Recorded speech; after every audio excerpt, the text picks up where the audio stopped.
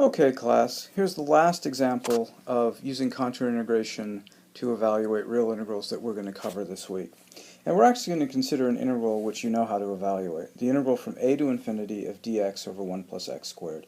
We know that the antiderivative, or the integral of 1 over 1 plus x squared, is the arctangent of x. So if we integrate this from a to infinity, we get the difference of the arctangent evaluated at infinity minus its value at a, which by convention is pi over 2 minus the arctangent of a. So in fact, we know how to evaluate this integral.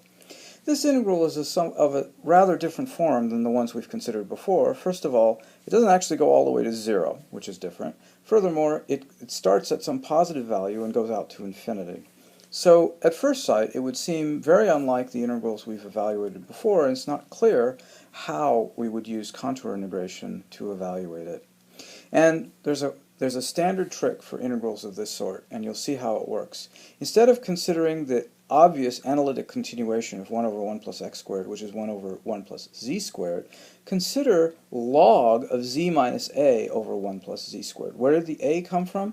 The a is going to be important in order for us to get the integral to start at a and go out to infinity.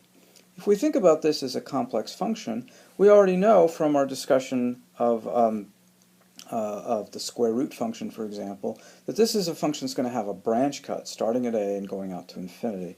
So we can choose a branch cut to define this logarithm going from a to infinity. And again, that implicitly means if we're at any value z, the way we evaluate log of z minus a is we take, if this is the z minus a is represented by this segment going from a out to z, we're going to define theta and the distance such that this theta only goes from 0 to 2 pi. That's going to tell us unambiguously how to evaluate the log of z minus a.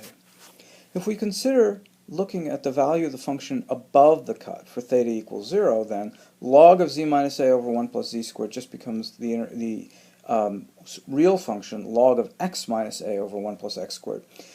Now notice this isn't exactly the function we started with, so it may not seem obvious why we're considering this modified function. But look what happens when we look below the cut. Below the cut, theta is equal to pi, so the log of z minus a along here, if we're distance x out, the value of z is x e to the 2 pi I, therefore the log of, the value of z minus a is x e to the 2 pi I, so the log of z minus a becomes log of x minus a plus 2 pi I. And so the whole thing, log of z minus a over 1 plus z squared, becomes log of x minus a plus 2 pi I plus 1 over 1 plus x squared. Notice what happens. The difference between this and this, if we take the part above and subtract it from the part below, the discontinuity across the cut is 2 pi I times 1 over 1 plus x squared. So the discontinuity is proportional to 1 over 1 plus x squared. So I suspect you know where this is going to go. We're going to use a Pac-Man contour like the one we used before, except we're going to go in from infinity above and come to the origin, go out to infinity, and go all the way around the complex plane.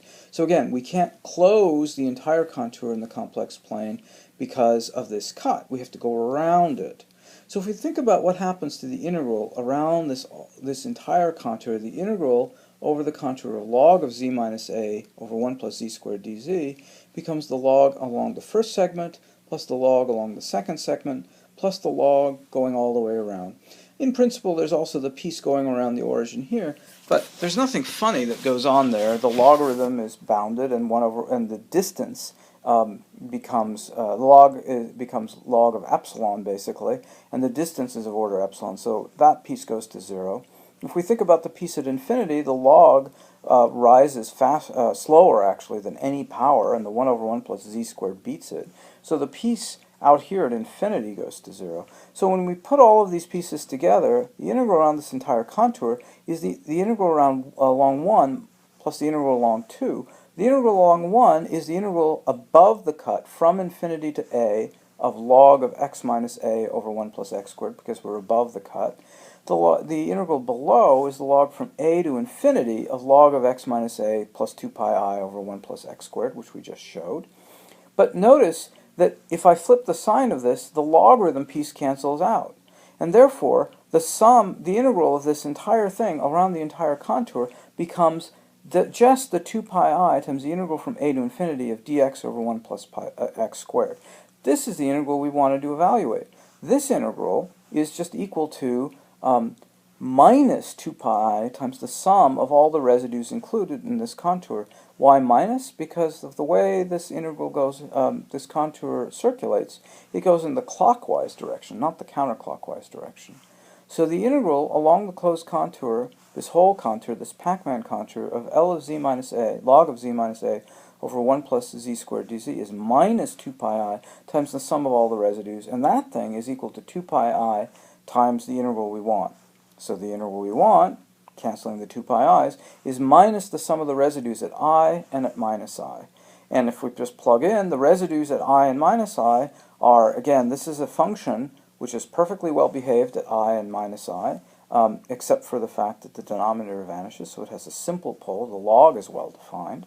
So it's log of I minus a over the derivative of the denominator, 2i in this case, and then for minus I get log of minus I minus a times the derivative of the denominator, which is minus 2i. Now, we have to be careful how we define the logarithm in order for this to be consistent with the branch cut that we've shown here. So the angle that defines the logarithm of I minus a is the angle going from here to here, and the angle defining the logarithm of minus I minus a is the angle from here to here, as we'll compute on the next page. Okay, to flesh that out, we've got to evaluate log of I minus a and log of minus I minus a, consistent with the branch definitions we had before. Here's my branch cut running from a out to infinity. Here's I minus a corresponds to this line segment, and its length is given by it's the hypotenuse of a right triangle with opposite side 1 and adjacent side a. So the logarithm gives me log of square root of 1 plus a squared, the logarithm of the distance, but I have this angle theta 1, that gives me the argument I theta 1. Similarly, the log of minus I minus a corresponds to the log of this line segment, which again has the same length, log of square root of 1 plus a squared, but it gives me the angle theta 2 instead, so I get an I theta 2. And if you look back on the last page, then what matters is the difference between these two, and there's a 1/2 involved. So the difference between these two things cancel out, and the integral from a to infinity dx over 1 plus x squared becomes 1/2 of theta 2 minus theta 1. 1/2 of theta 2 minus theta 1 is just the difference, the angle between these two lines. But these two triangles are congruent, so if I call this little angle alpha here from the real axis up to this, then in fact theta 2 minus theta 1 is twice alpha, and taking into account this 1/2, the integral is actually equal to alpha. So alpha corresponds to a right triangle with opposite side 1 and adjacent side a. So alpha is the arctangent of 1 over a. But the complementary angle here, pi over 2 minus that, corresponds to this, which is something which has opposite side a and adjacent side 1. So alpha can also be written as pi over 2 minus the arctangent of a. So we get the formula we started with. The integral from a to infinity dx over 1 plus x squared equals pi over 2 minus the arctangent of a. This was an integral which we knew how to solve by elementary means. But this procedure, using the logarithmic branch cut, because the discontinuity across the logarithmic branch cut is a constant, allows us to take real integrals of this form along the positive real axis, starting at any arbitrary point we want, and recast it as a contour integral using the Pac-Man contour. And that allows us to compute using the calculus of residues.